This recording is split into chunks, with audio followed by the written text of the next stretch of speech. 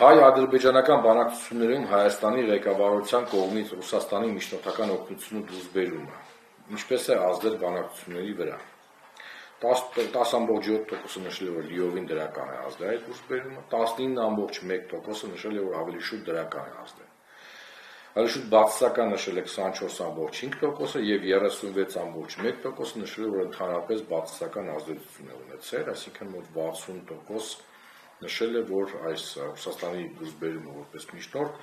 բացասական ազդեցություն է ունեցել բանակցությունների գործընթացի վրա։ Դժվարացել է այս հարցին պատասխանել 9.6%։ Արագ չեմ, նորմալ է, հա։